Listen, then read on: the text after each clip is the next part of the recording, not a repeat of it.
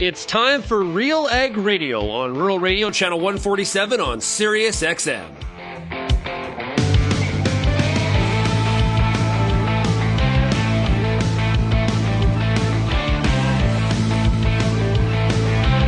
RealAg Radio and RealAgriculture.com is your home for insight and analysis of the issues that are impacting your farm business. Let's get real and get connected with RealAg Radio.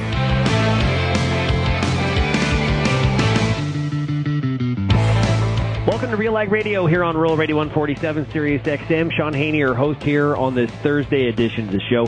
Thanks so much, everybody, for making RealAg Radio and Rural Radio 147 a big part of your workday. Also, thanks to everybody that's also listening on the RealAg Radio podcast as well. Well, a couple days in Toronto. Had some internal team meetings. It was very, very cold. So it was cold across a lot of North America, to be honest with you. We see like 10 inches of snow in Florida. They do not know what to do with that. They do not have the equipment, the capabilities. Man alive. Just some really, this has been an ugly January for cold weather. We got Manitoba Ag Days this week, who are also experiencing some very cold weather.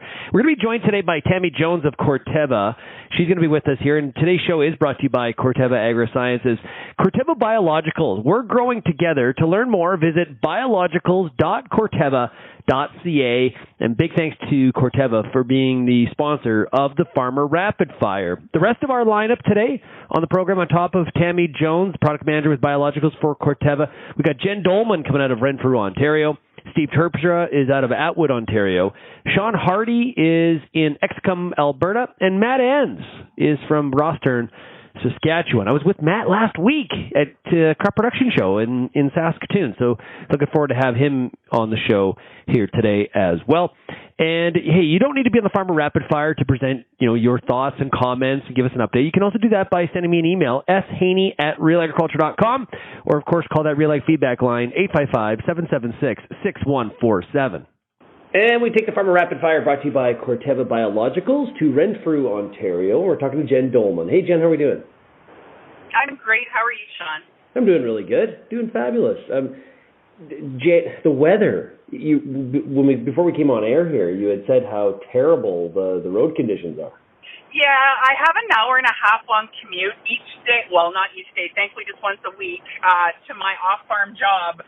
And I have to admit, I've been spoiled this winter because I'm not liking these snow-covered roads.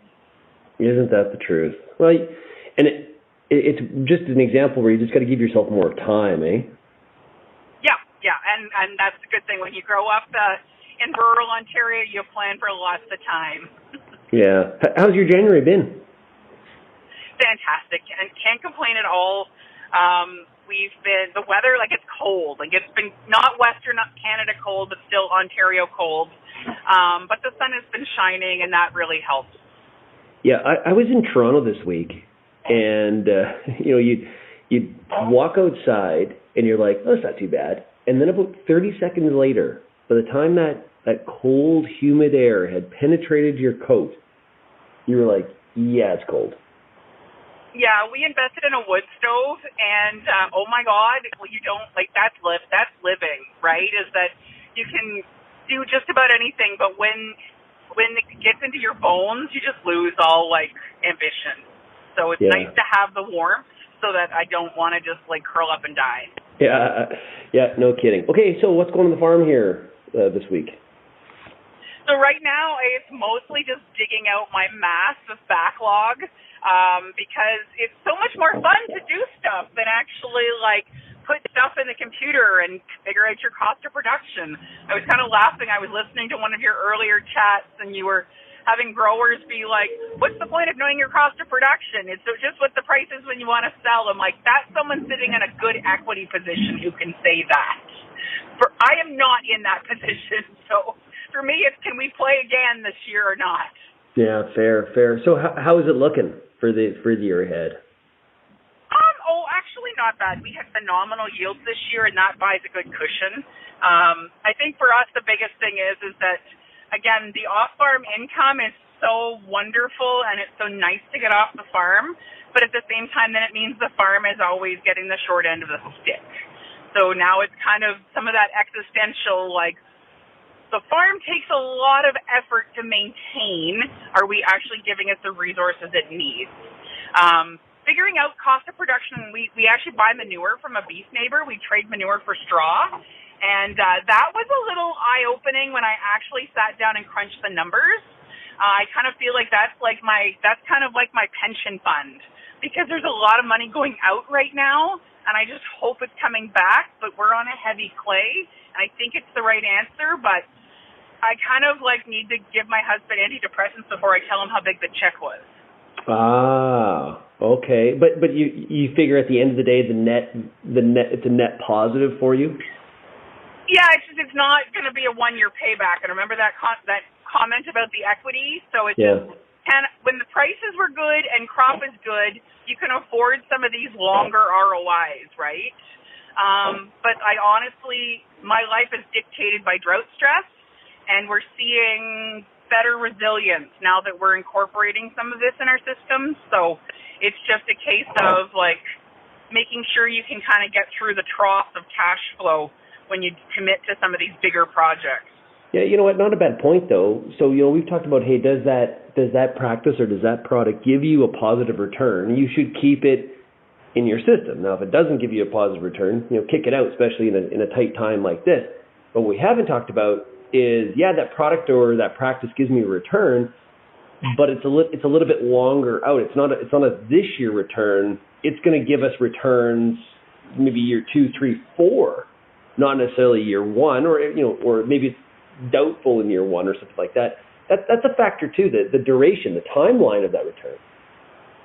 Well, and it's tough because it's not like I get a ding in my inbox from my bean fields like, oh, the reason why you guys didn't have drought stress and the neighbors did was you put cover crop and manure on 3 years ago. So your organic matter, your soil structure is a little healthier, right? Like, you don't get that like instant gratification or that clear message. Instead, you're like always like a CSI detective. It's like, okay, is this because of this or is this because of that? Yeah, fair enough. Detective Jenn. Well, it's kind of, we all are. That's kind of what keeps our jobs fun, isn't it? Yeah. What else you got going on the farm? Right now, it's just, it's pretty cool. My husband is in the middle of a project. His dad bought a tractor the year he was born, and my husband has found it again because my father-in-law passed away in a farm accident I bet a decade ago. And so Mike was able to find this tractor his dad had bought when he was born, and he has invested in an industrial crane now we've picked up from the military base, and he's going to be starting to actually put the engine into a new engine into the old tractor this week, which is kind of on his bucket list. So it's exciting that we finally have an ability. We have a shop. We finally have a shop that's heated, and he has time now to actually focus on something that he can say he's done. So I'm kind of just watching from the sideline saying, oh yeah, go babe, because I really don't understand this process, but this has been about 3 years in planning, and it's kind of nice to see launch day coming up soon. So he's doing like a full restoration on the tractor. Well, right now it's just get an engine that we can trust, but yes, eventually it will be that. Wow, good for him. Has he always had this in mind, like wanting to do this, or is this just kind of flash upon him, or what was the story? Well, I think the funny thing is that there's what you're naturally good at, and then there's what you have to do. So we used to manage, just like you, Shaun, we pivoted, right? We used to manage a farm supply business. So Mike was always needed to run staff and keep things going, and that was not really natural for him. He is a natural tinkerer, but he never had time to tinker. So now we're kind of like evaluating. It's like, okay, is this actually something you thought you want to do forever, or is it something you actually enjoy? As we kind of figure out, now that we're, mid-40s, what do we want the next 20 years to look like? Because we don't want to go back into agribusiness. But at the same time, if you don't have something to keep you occupied, the winter just turns into doom scrolling, and that's never good for anyone. Oh, man. Do you know what kind of tractor, what it is?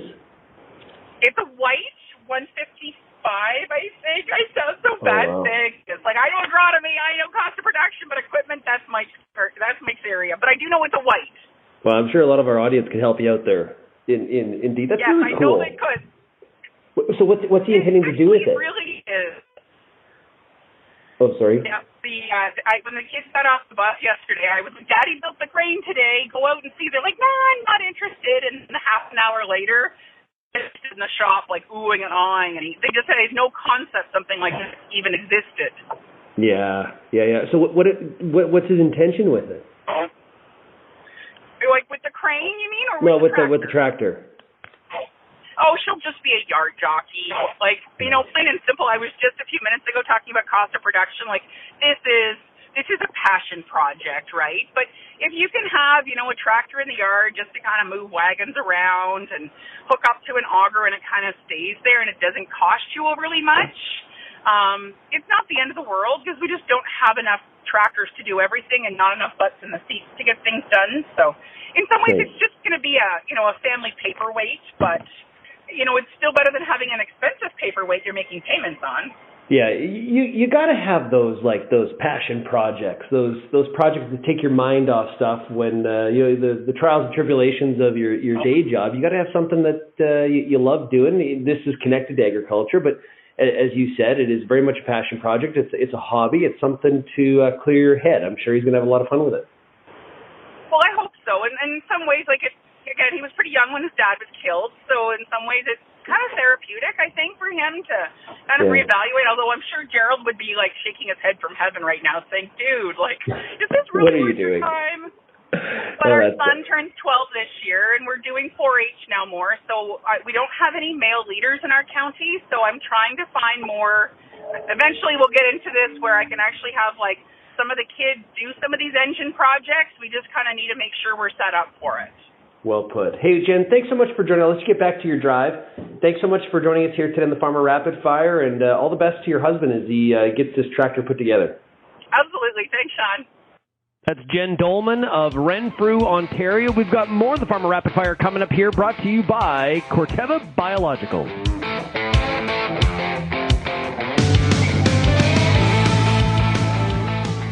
It's now time on RealAg Radio for a product spotlight. Joined right now by Väderstad's Director of Sales for Western Canada, Philip Korzak. What are some of the things that Väderstad is up to here in 2025? Really, we're focused on farm shows. Some people can negate the value of farm shows, but for us, it's very important to still be in front of our customers and our dealers. What are some of the innovations and improvements that customers can look forward to, as we start to think about what some of that 2026 lineup looks like? A couple of the few things that customers will definitely see is we've changed the tire size on our precision delivery tanks. We are bringing what we call an in-cab hub, a common connection point with our iPad displays, GPS receiver that will be easier and cleaner for the customer inside the cab to really clean those up. We will actually be bringing a new meter bottom to our tanks. Customers and dealers should look forward to that for model year 26 as well. We always encourage customers to go directly to our distributors, so that would be their local dealer. Obviously, our website is a great place to go, so Väderstad.com. Co-op knows your community because we live here too. Our teams are your trusted partners with a range of expertise to help support your entire farm operation. And we're giving back. In the past 5 years, Co-op has invested over $1.1 billion in the prairies through building, upgrading, and expanding local facilities. And we've returned over $1.17 billion to Co-op members in the prairies. Co-op, we're all building something for the future. Here for your farm, here for your family. Learn more at coop.crs/farm.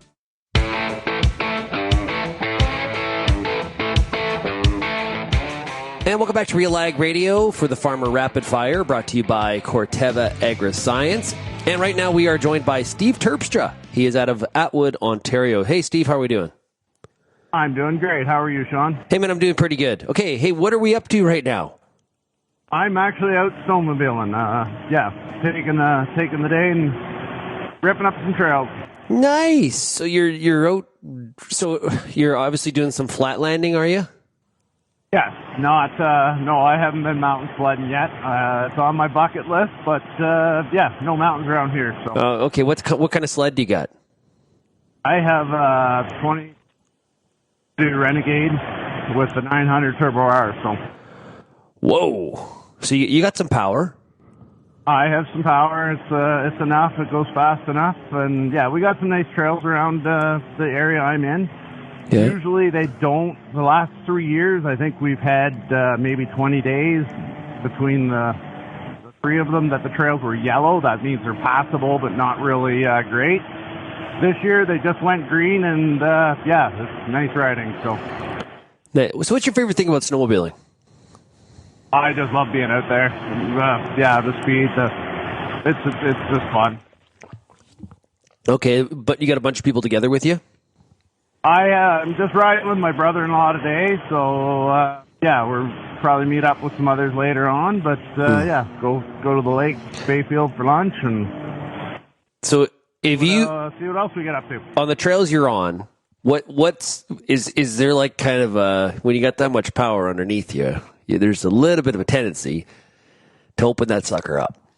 What might Steve's top end speed be today? No, we're traveling about 100 kilometers an hour right now. So okay. All right. Well, we know you can go faster, so stay safe, Steve. Stay safe. Okay. Hey, how are things on the 162 the other night? Whoa, 162. You're clipping along. You're focused when you're going that fast. Okay. Yes, how are things looking on the farm? Things are pretty good. I got some stuff in the shop that I should be working on, but I try to take the days that trails that when they're open, I'll go there. And there's lots of days this winter that nothing's going to be open, so I'll work in the shop those days. Well, and speaking of that shop, your shop was a feature on our Real Ag Shop series, and so if you are interested in seeing that sweet shop that Steve has, you can check it out at RealAgriculture.com or on the Real Agriculture YouTube channel. But Steve, that people have liked your shop. Wow, I couldn't believe it. When we were filming it, I asked him how many views that he normally gets, and he said, we've had up to 20,000. And I look, and I'm not even sure what it is now, but 70-something. It's like, wow. Yeah, impressive. You know, one of the things that's come up the most in the comments is people's appreciation for your planning, how you plan stuff out, and like features made sense. It wasn't just like vanity features. They were like features that had some real practicality to them, and you really thought through the process. Did you feel that way when you built it? Like, were you happy with all of it?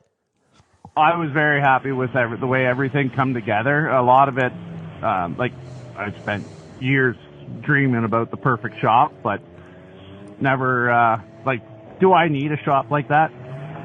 No, it was more of a want, and and I love it. The way it turned out was awesome. So, well, that is very good for me. Yeah, that's fantastic. That's congratulations on that shop. Hey, how are things looking for the 25 growing season? You start to pencil stuff out and do some planning. We're doing. It's looking a lot better than 24. Like, the prices are all coming up. I have winter canola in the field this year, so that's a little new for me. Trying to figure out how that works. And the sunflowers we got to figure out what we're doing a little different with tourism on that side. But 25 is looking to be better than 24. Yeah.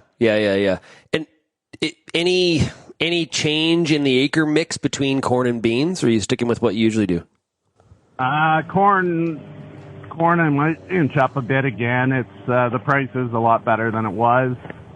Like, looking at $5 corn wasn't that appealing. So now that it's back up, I might go up a little bit more, but I'll probably be heavy on the beans yet. Yeah. Any additions to the machinery fleet? No. Just keeping the same for now, I think. You know, it's interesting. We were talking to Jenn Doelman from Renfrew earlier on, and she was talking about her husband is restoring this old white tractor. And that's kind of his passion project. It's a tractor from the year that he was born. Is sledding your passion project? Like, kind of get your mind off stuff? Yeah. I really like sledding, so. Yeah, that's, I don't know. I have an old tractor. It was Dad's. It wasn't from the year I was born. It was 81, I think it was, and I was born in 79. Mm-hmm. I want to get that thing restored to its glory days. It's just an old Ford 5600. but it was Dad's first tractor that he bought new. I was lucky enough to keep it, and it's going to get restored one of these years. But nice. Will you restore it yourself? Do you have those skills and abilities to do that? I'm not going to say yes, but I would try it. You're going to try. Yeah. That's a whole experience in itself. Is like you're not only getting the tractor restored, but you're also kind of learning, but you probably find a whole new community of people to access and to talk to. That would be a good experience. Yeah, I'm one of these years. one of these years that we have no snow. Yeah, well, that was the last couple, Steve. you may have missed your window, bud. Last year I think I made it up north. Last year we couldn't even go north. Like northern Ontario barely had snow, so I think I made it up there twice. Yeah. Yeah, the year before actually next week I'm heading to Moosonee, if you know where that is. Where's that? In Cochrane. Drop in Cochrane, then we ride to the top of the Abitibi Canyon. It's called the base camp there. That's our last fuel. And we're riding off trail to James Bay. So, well, that won't be any fun at all. Any other big plans before we get a little bit closer to putting some seed in the field, Steve? Tree or anything like that. Okay, yeah, we lost the signal there for a second. I thought, I hope Steve's okay. Yeah, not sure what happened. This area is not great for cell phones. So okay. Who knows? Well, okay. Well, hey, Steve, I want to wish you all the best here as you get some of this sledding in and you're prepped for the 2025 planting season. We'll talk to you again soon, okay, bud? All right, thanks, Shaun.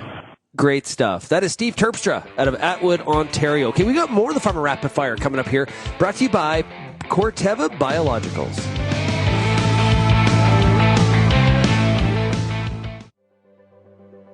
Looking for proven performance in wheat? Lima Grain Cereal Seeds has you covered. With locally adapted varieties bred across key growing regions, LCS delivers top-tier genetics for winter and spring wheat. In 2024, LCS farmers swept 12 national wheat yield contest categories and won the Bin Buster Award for the 4th straight year. Learn more by going to limagraincerealseeds.com.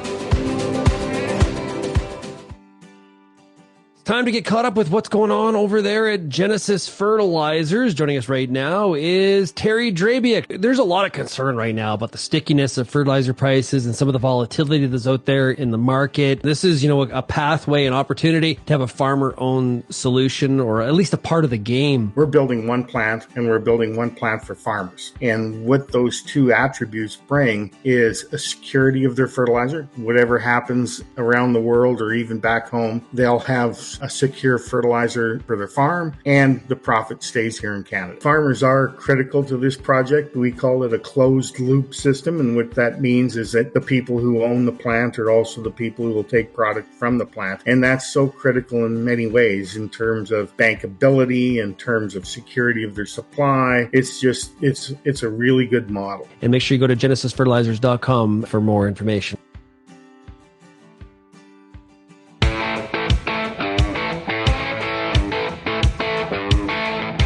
Back to RealAg Radio here for the Farmer Rapid Fire, brought to you by Corteva Biologicals. We're joined right now by Matt Enns, who farms in Rosthern, Saskatchewan. Matt, how are we doing? Pretty good. And yourself? Pretty good. What's happened on the farm this week besides just trying to stay warm? Yeah, well, we kind of did get a nice bump up in temps here, but we're hauling canola, so that's kind of a ongoing thing right now, and kind of fun because we just got a new set of Super Bees on Tuesday, so breaking those things in. Yep, that's always exciting. It is. They look awesome. It's always a bit interesting when something without a motor costs as much as a house, but yeah, no, we're having fun with it. You kind of do the walk around. You're looking underneath. Okay, there's some costs there. I get that, but where's the engine? Exactly. Man. Yeah, exactly. Yeah, you think about the cost escalation of like a lot of times we talk about equipment, we talk about tractors and we talk about combines and things like that, but just across the fleet of all the different things you need, cost escalation is just, man, you just see it. Well, and you kind of think like we want to keep renewing our equipment, making sure we have things that, work when we need them to work. But at the same time, the cost side is kind of sometimes feels like the only side that's under your control. So it is a bit of a tougher decision probably today than it was 3-4 years ago for sure, to kind of keep renewing things like that. But no, we like them. They look good. They're working good. So brand new been made. Oh yeah. Yeah. Flashy. Did you upgrade like the wheels and stuff? Like it really looks good. Just rolling on rims. Yeah. Okay. No. I mean, they look pretty darn good, brand new, and I don't think we got any crazy bells and whistles. Yeah. Scared to take it out to the field. You don't want to like make it not look good. No. This one's she's destined farm to elevator almost entirely. Nice.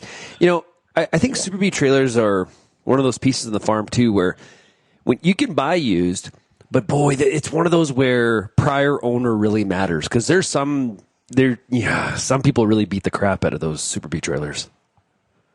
Yeah, I would think so. Like, I mean, just like you said, going to the field versus highway traffic, or have they had lots of salt? What's going to happen to them in the next few years or whatever? But yeah, and you just don't really know. So we got pretty good money for our used ones as well. Good. And that kind of softens the blow a little bit. But yeah, I mean, it's expensive out there, whether it's equipment or inputs or whatever you're looking at. So no doubt, that's the way it is right now. It was great to see you last week. You and I did a workshop together. We were joined by Evan Schout from Maverick Ag. It was on the Thursday Crop Production Show. That was a lot of fun. Yeah, it was really good, actually. I enjoyed it. Yeah. Nice little group, and I think people got quite a bit out of it for sure, everybody that was there. Yeah, good. How's crop planning coming for the year ahead? Well, I would say like our crop planning, there's probably some wiggle room, but it's pretty much done. We'll have our rotations figured out, our seed secured, and actually all our inputs are bought up through most of the crop year, what we expect to use. So we've got most of the planning in the books, and of course there's lots of curveballs that can come at you, but that's pretty normal for us to be working through that at this time of year. And to be honest, if you want to catch some of the most efficient deals and that type of thing, I mean, you're almost working on it off the combine sometimes by now. Yeah. So it's just, that's the way it's pushed for sure. Yeah. Fair point. I think there's more and more. You got to walk and chew gum at the same time. Oh yeah. Right? Like, yeah. There is still a lot of like, hey, talk to me after harvest, and that's fine. But if you can, will you spend some of that windshield time through the summer, at least having sort of a framework in mind? There, if you've got the cash flow, there is some decent deals on some of the purchases on input, whether that's seed or whatever, back in the fall when you are riding that combine. But you got to pick your spots. Yeah, for sure. For us, it's kind of like there's areas too where, like, if you want to get in on the specialty canola program, for example, the acres get booked up, and you pretty much have to commit at that early date when it comes out, or else you miss out. And we kind of have an interesting scenario. I farm with my dad, who's obviously older and established, and has a bit more free reign on cash flow. So we make all these decisions and purchases, and Elmer's just writing checks, and I'm just like, oof, got to figure out where this is coming from. But I mean, it's the right decision, but it doesn't, cash flow is always interesting around this time of year, especially depending on your marketing plan. Yeah. How do you guys manage that, the two of you? Do you talk through the decisions, or do you sort of delegate responsibilities? How do you do that? Yeah, we come to consensus. And it's really easy to come to consensus if you agree with Elmer, for sure. So, a lot of the audience is like, same. Yeah, I got that program in my farm too. Yeah, that's funny. Love it. We actually came from a kind of interesting farm setup. Like, my dad was partners with a guy named Jim Flass for many, many years. And another guy, Chad Krickow, for half of that time probably, and myself. And so we were used to coming to consensus with an even bigger group. And early on, they kind of decided, hey, we're going to make this agronomically efficient and make sure, there's no decisions that need to be made. Like, there's a storm coming. Whose grain are we going to harvest? So they kind of said, we'll split our inputs and everything else on a percentage basis and just treat the land, in the best, agronomic or decision-making process possible. So, for a long time, we had 4 guys to kind of come to consensus, and obviously 4 is harder than 2. So, now it actually, and that worked very, very good for a long time. One of those guys retired, and the other guy went to farm with his immediate family a few years ago. But now with the 2 of us, those decisions they're easier, a little bit quicker. Nothing has to go to committee. We're on the same page most of the time. Yeah. So well, it's not going to be all the time. Like, you know what? Honestly, if anybody comes on here and says, "Oh yeah, you know what? Dad and I, or Mom and I, or my kid and I, we agree on pretty much everything all the time," I call it a yes. Like, there's no way. Like, you're going to disagree. You're going to have different thoughts. And let's be honest, the disagreement leads to, as long as it does, it's not a blow up, the disagreement turns into better decision making. You got to have a little bit of friction. Well, I like it. I like debate. I mean, my wife maybe doesn't like that about me at all points of our lives, but I like a little bit of that kind of conflict to kind of suss out what's the best course here. Like, and playing devil's advocate or making points on the opposite side that the one person wants to move towards. That's fun for me. Yeah. I don't think it's always fun for everybody, like my dad and whoever else, but for the most part, they just know that's who I am, and it never really goes to blow up. It's just kind of like, a little bit of debate. Yeah. You think we're arguing, I think we're talking. 100%. Exactly. Yeah.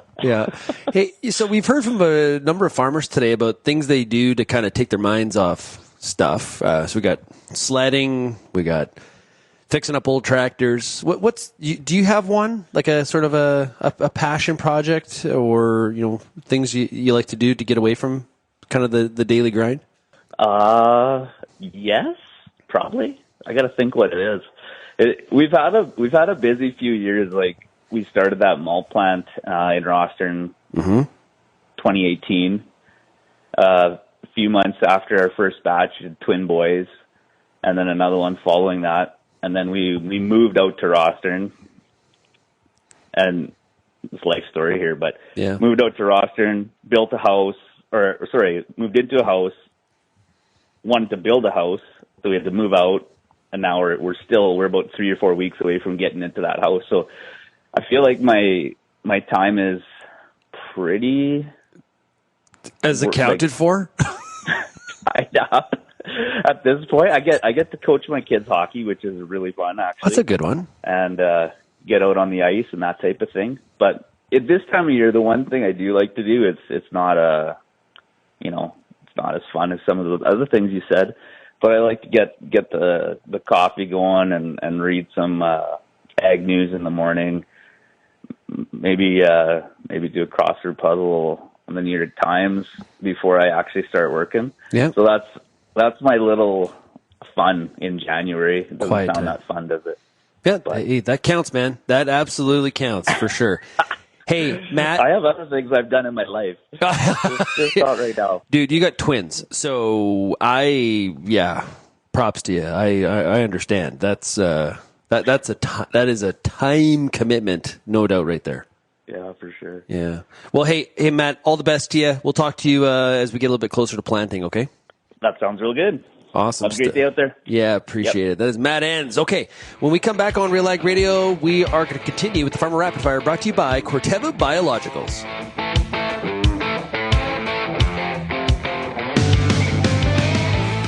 What's next doesn't happen by accident, doesn't happen by chance. What's next happens when experience meets expertise, when data meets dollars, and when steel meets earth. What's next happens when the promising work of Pioneer's state-of-the-art research centers meets the unsparing challenges of more than 17,000 on-farm trials. Our ultimate goal is to bring the next seed breakthrough to your field.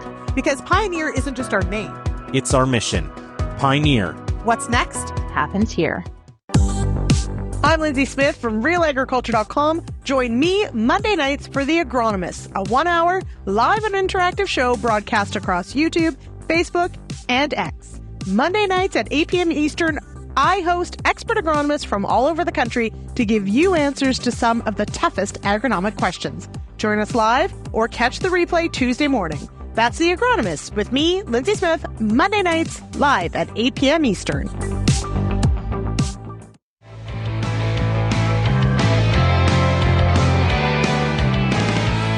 Up next here on the Farmer Rapid Fire, brought to you by Corteva Biologicals, it is Shaun Harty coming out of Exicum, Alberta. Hey, Shaun, how are we doing?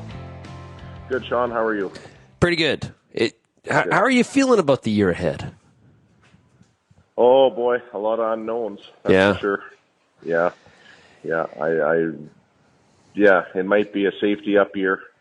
Is it like you told me one time? I remember this. You know, around here, Shaun, you plan for drought 3 out of 4 or 3 out of 5. Yeah, it kind of feels that way right now for this year. It feels like we're one of the 3. Yeah, you know what though, Shaun? Like east of Lethbridge, where we're at, we're white. We've got quite a bit of snow on the level. Okay. Which is surprising, and we haven't really thought out a whole lot. Like, you know, I bet we got 5 inches out in our fields laying on the level. Yep. And even east of here further, you know, you get into Elkwater and Medicine Hat, and they've gotten quite a bit of snow. So, you know, it's as far as weather goes, over here it doesn't seem like a drought, but I know what you're saying. Like west further in Alberta than north for sure. We were in Calgary the other day, and that drive from here to Calgary, it was brown. Yeah. Once you got out of this corner, but down in this corner, we've been even yesterday it snowed probably 2 inches. Oh wow! Okay, you're getting more then. You're getting more. We are, yeah, for sure. And I don't know. Yeah, it's just a weird pattern here right now. And yeah. So ideally, you'd want the warm up coming out of winter. Although we're only here at the end of January, so we still got a few more months. You want that to be a slow melt, not the flash. It's plus 20 Celsius all of a sudden tomorrow. Exactly. Yeah, that's what we do want. Yeah, and we did get some like light melting, and then now underneath it's just pure ice, right? And if we have a fast melt, a lot of it'll run. But I think, yeah, if it's a good melt, we're definitely going to run off the dugouts, and the reservoir should fill up and stuff. But I think now we can safely say that will happen. But just a matter of how fast it melts and what happens. And yeah. How's the crop planning coming for the year ahead?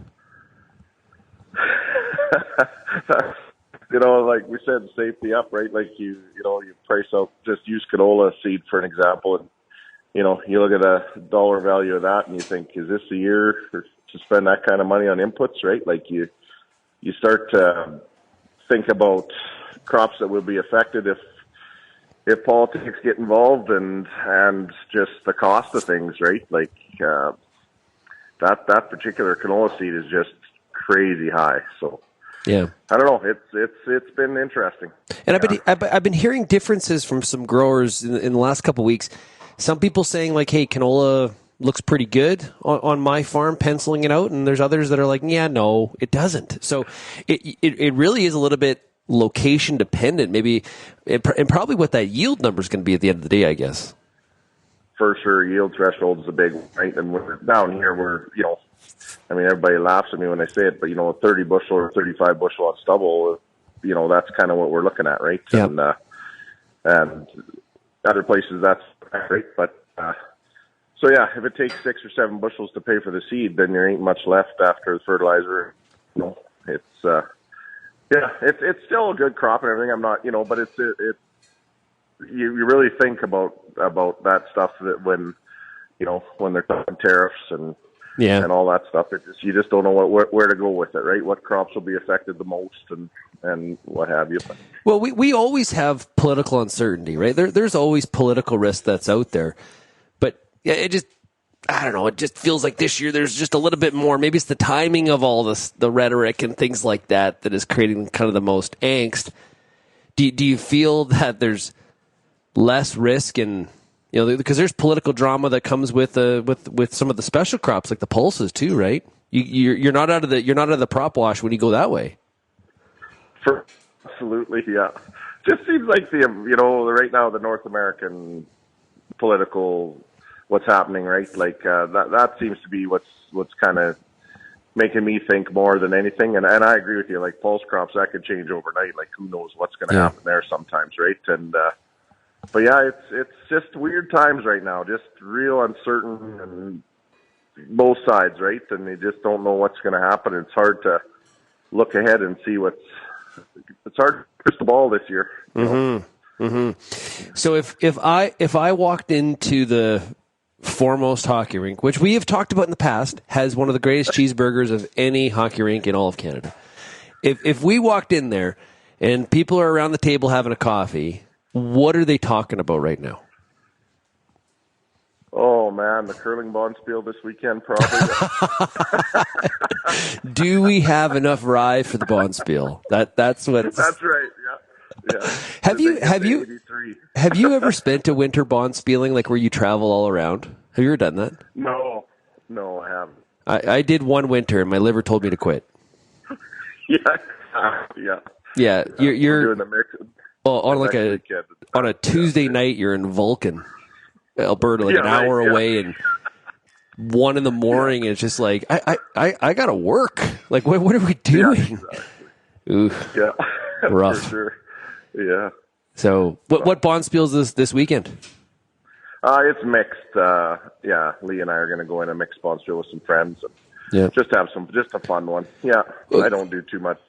I'm not too competitive anymore, Shaun. Well, I don't believe that. Who's a better curler? Who's a better curler, you or your wife? Oh, careful. Man, Think this through. I'm going to answer that. Yeah.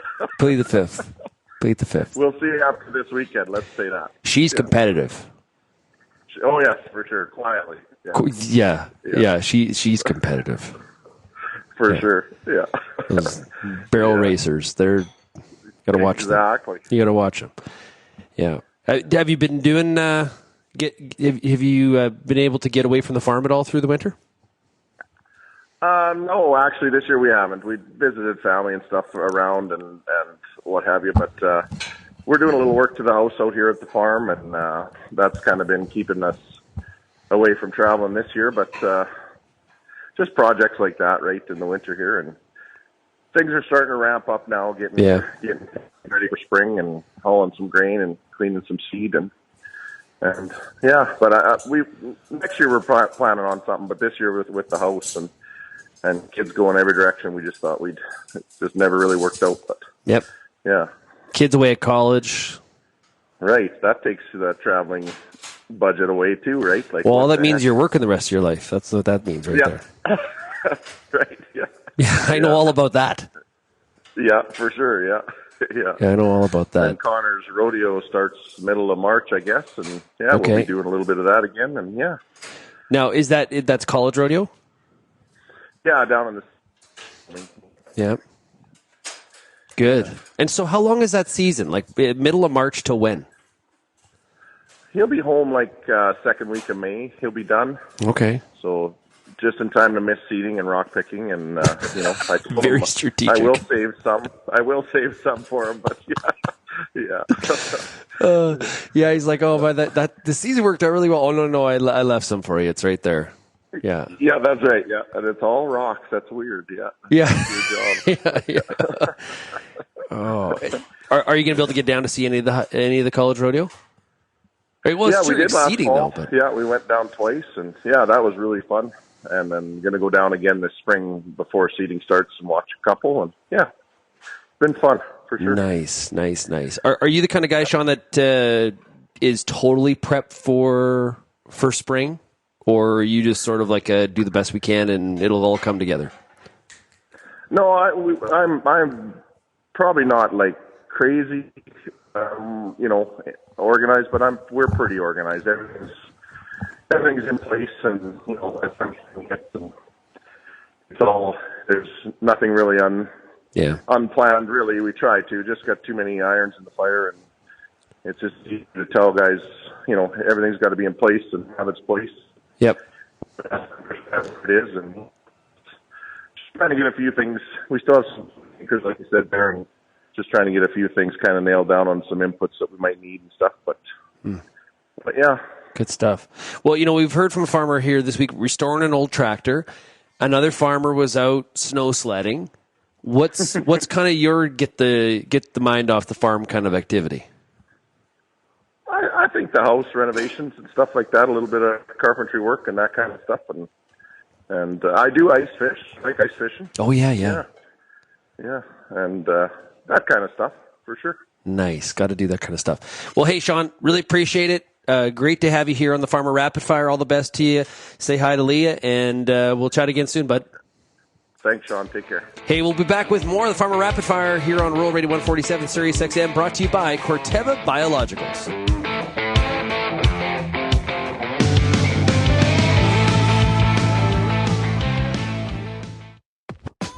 RealAg Radio is Canada's only daily radio show focused on agriculture. Get expert advice on Agronomic Monday. Tuesdays and Wednesdays will cover a broad range of issues. Thursday we'll hear from farmers across the country on the Farmer Rapid Fire. And we'll wrap things up Fridays with the RealAg Issues panel with Kelvin Hefner and Lindsay Smith. Join us Monday through Friday at 4:30 Eastern. And don't forget about the replay at 7 in the morning on Rural Radio 147 Sirius XM. FP Genetics brings new seed genetics to Canadian farms, empowering growers to thrive in ever-changing conditions. We are committed to helping farmers thrive with superior genetics, developing customer strategies to build best practices, all tailored to individual needs. Visit fpgenetics.ca to discover FP's dynamic portfolio of wheat, durum, barley, oats, peas, and rye, and to contact your local territory manager. FP Genetics. Gain a genetic advantage. Experience the next wave.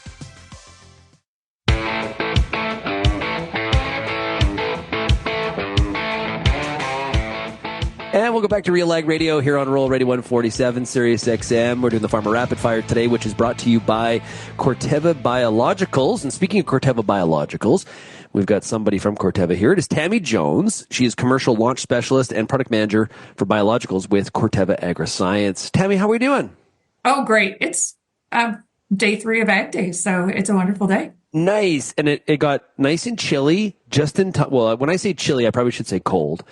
But the weather turned very Ag Days-like. It has been interesting roads for folks coming in and out, I understand.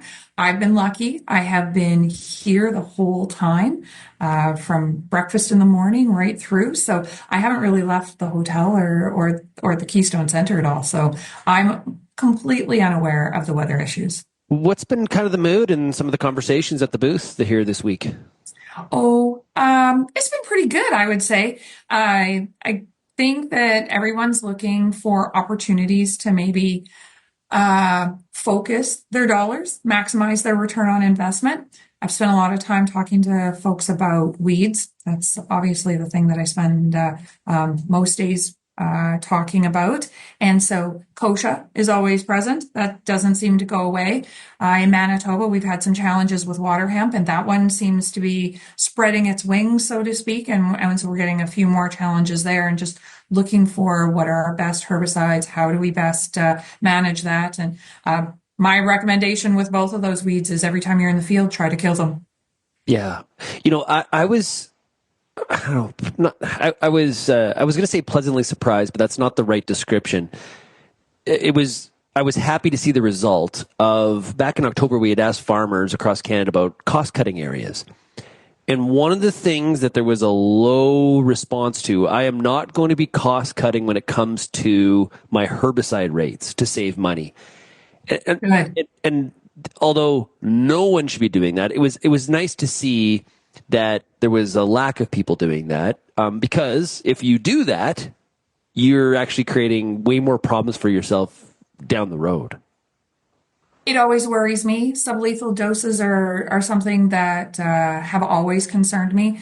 Back in the day, I worked on multiple herbicide-resistant wild oats as sort of my master's type project, and you always wanted to make sure that you got that full lethal rate on there, and then worried about whether something survived or not. Same thing with kochia. We know that if you've got sublethal rates, that you tend to expedite the development of resistance. And we've already done a good enough job of getting herbicide-resistant kochia out there. And so, yeah, full rates, water volume. Water is actually cheaper than the herbicide. So don't skimp on the water volume either, and get that coverage. Probably the soapbox that I spend most time on. Yeah, and with all the trouble, you mentioned some of the herbicide resistance issues that we have. Going sub-lethal rate, or cutting your herbicide rate, you're actually stubbing your toe. You're actually helping the weeds become more resistant, which is obviously something you're going to be regretting down the road. Yeah, and so I think for Manitoba anyway, with the soybean varieties that we've got now, and some of the chemistry that we're able to use there, and the different rate ranges that we can utilize, I think that's a great opportunity to mix and match our modes of action and make sure that we're using the right rate when we know the weed staging and all that sort of thing. So I love that there's more tools out there, and I can't wait for us to figure out ways to extend those tools as long as we can, right? Like, let's protect every tool that we have. Yeah. Now, I introduced you, as product manager for biologicals. Yes. Talk about that, because that's a different conversation than trying to kill weeds. Now we're trying to do something different, so it's a different conversation. And the farmer would looks at the opportunity for biologicals differently than, say, a fertilizer or a herbicide. What are those conversations like this week at Manitoba Ag Days? So that's not one that comes up naturally, probably because most of the farmers are not thinking about how to solve those types of issues. So we know that we're worried about our seed, and we're getting the best genetics that we can. And then we're looking at our weed control, our disease control, and our insects, those ides. And when we look at the biologicals, what we're trying to do is make sure that all that conventional investment that we're doing in seed fertilizer and the pesticides is being optimized, and so that we're maximizing our return on investment. So we're not saying to stop looking at those, but we're looking at when you come up with a stress, whether that's a cold spring or wet, or if we've got excessive heat, how can we mitigate those stresses? And so a lot of the growers that I talk to are like, well, let's do a trial. You can show me how it works. And I'm like, oh, we're going to have a longer conversation than just at Ag Days, because I want to know what your typical stresses are. I want to know how you're already growing those crops, so that we can look at whether we need something on seed to help with enhancing our germination, whether you grow canola and you typically see a lot of heat, but you don't have a drought stress. So then something like Excite for heat blast might be an opportunity. We have so many different products that just don't blanket every acre. We need to be more thoughtful about how we utilize them. And hopefully we get to the point where they're not impulse purchases and that we're not scrambling to use them, but that we're thinking about, here are the stresses that this farm normally has to face. Let's plan to have these as part of the production system so that we're still optimizing our genetics and maybe closing that yield gap from where we normally get our average yields up to some of those, yield hero type yields that some of the folks out there get. So it's an investment, but it's not one product for every acre. Yeah, it's not like, WD-40. Right? Where yes. it's one product and it just does everything. Duct tape, right? It's a little it's a little bit more specialized and a little bit more focused in itself than those things. Yeah, and we want everything to be simple, but plants are complicated, and plant hormone cycles and the micronutrients and the macronutrients that they need, that varies throughout the season. And so it really does depend on what that plant is facing and what growth stage they're in, what we're going to recommend as the right product. And that's a lot more conversations than just a simple, hey, how are you doing? Oh, you should try this product. Let's go throw it on 80 acres and see what it does. No, we need to do more work than that. Yeah. Well, Tammy, thanks for joining us here today. Really do appreciate you being here on the Farmer Rapid Fire and Corteva Biologicals being the show sponsor today. Have a great last day at Manitoba Ag Days. Thanks, Shaun. Have a great day. Big thanks to Corteva Agriscience for being today's show sponsor. Make sure you check out Corteva Biologicals. You can do so by going to biologicals.corteva.ca. Corteva Biologicals, we're growing together. If you have any feedback on today's show, you can send me an email, shaney@realagriculture.com. You can also find Real Agriculture across all the different social media platforms. Also love to have you call the Real Ag feedback line, 855-776-6147. Thanks, everybody, for getting real and getting connected with Real Ag Radio, and we'll chat again tomorrow. Cheers, everybody.